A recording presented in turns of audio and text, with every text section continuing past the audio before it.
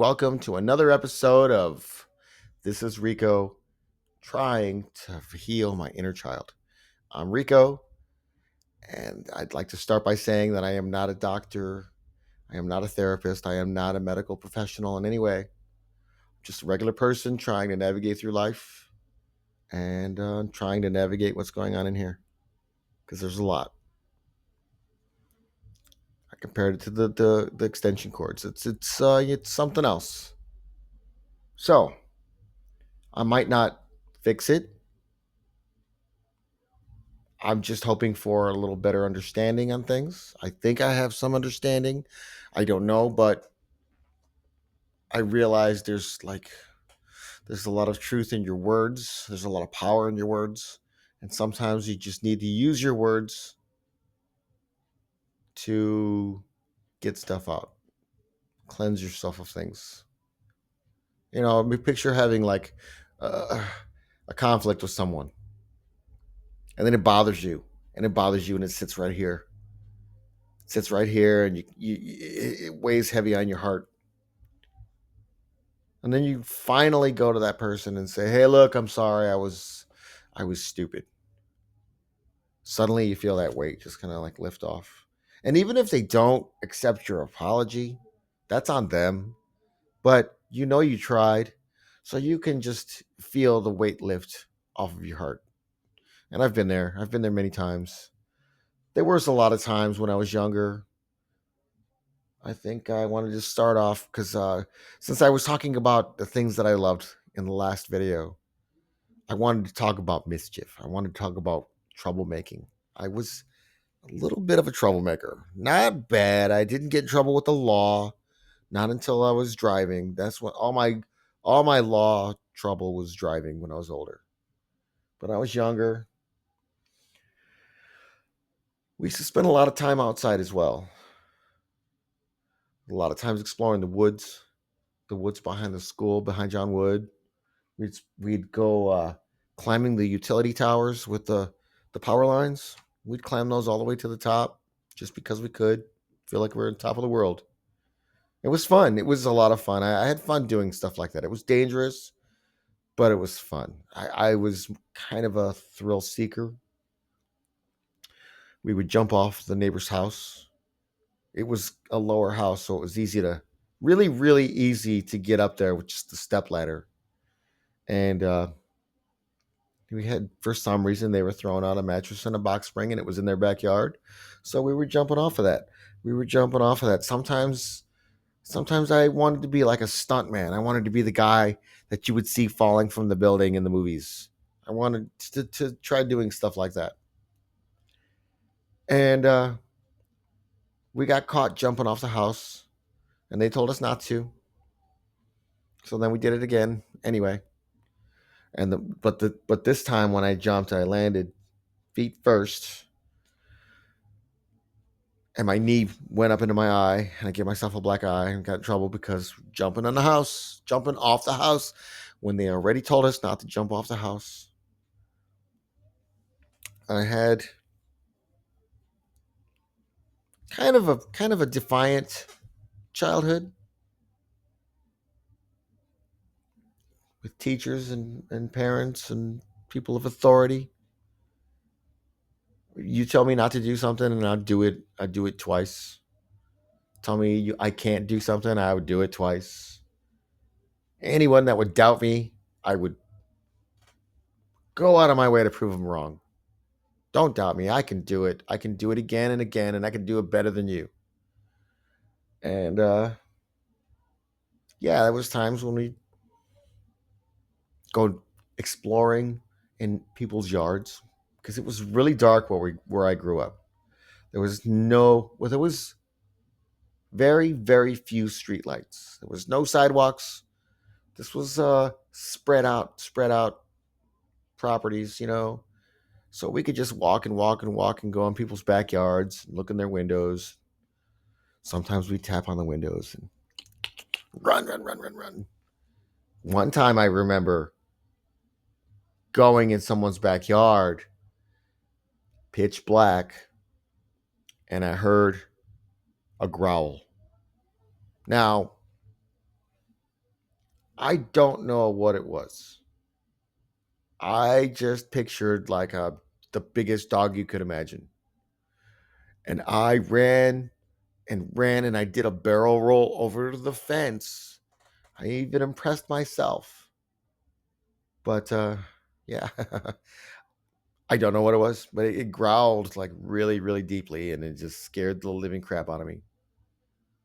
There were plenty of times we used to go burn trash in the backyard. We had this big barrel and we'd burn paper, just paper. And we'd go out there and burn stuff. And when we first, okay, that was when I was 15. When I was 15 was when we first time I smoked. And I remember going out there and we'd burn some papers and then we'd smoke a little bit and get lost in the moment out there, out in the backyard. It was fun. you know, I think my perception of people in authority was always they're just being bossy because they can. No real reason. They just want to. They just want to be jerks. And it might have been me. It might have been just me experiencing that. I don't know. I don't know if some of these teachers were jerks to other people as well. Like today, I'm finding out that somebody was really, really cool with a whole bunch of people and not so cool with others. And it happens. I understand that. So I'm just saying that anybody that I'm talking about that was in authority in any way that was jerky to me, I don't know if they were jerky to everyone. I don't know. But it was always people in authority that I was just defiant. I was I was odd. I had ODD, oppositional defiant disorder. Now I haven't been diagnosed. I haven't been diagnosed and I looked at some of the symptoms of that and I don't know. I don't have them all. I do have a short temper. I do have problem with authority, but I've never been like officially diagnosed with anything really. I do take antidepressants and it helps. I took a test and they said I was severely depressed. So they recommended the medication and it helps. Whatever helps. Who knows? Without this medication, I might have been gone a lot sooner. So anything that helps. Anything.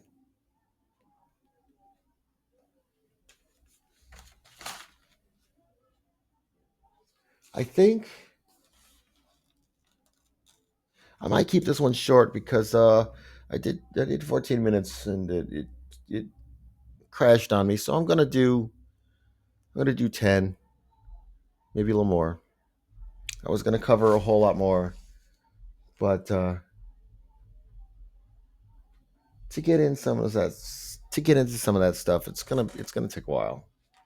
I've got a few more pages, and there's a whole lot, and we're gonna get pretty deep in the next couple of episodes, and that's an eye opener too. I'm getting deep already, and I'm still like at like 7, 8 years old, maybe 9. So I'm gonna keep going. I'm gonna keep doing this. I'm gonna keep fighting that voice in my head that doubts me, and then we're gonna keep moving forward. And I'm gonna work through all of this.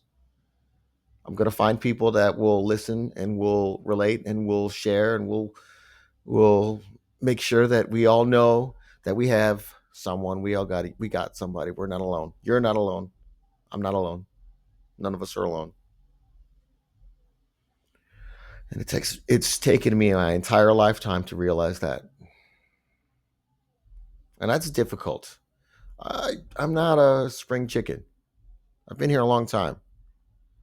And a lot of it was dark. And a lot of it was pain. A lot of it was hurt. A lot of it was tension. A lot of it was disrespect a lot, too much, too much.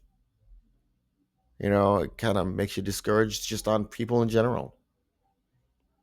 Turn me into a misanthrope.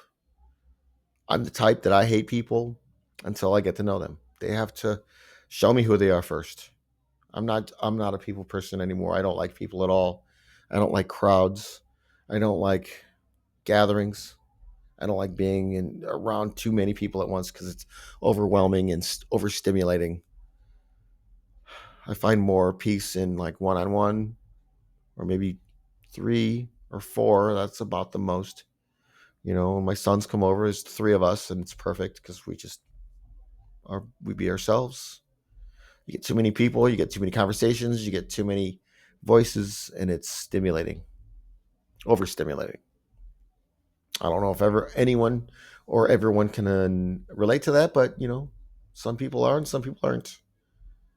If you can go out in crowds and have a good time, that's great. I'm happy for you. I used to be a people person, but people ruined it for me.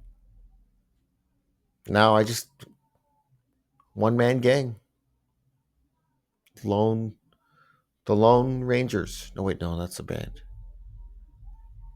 But you do what's right for you.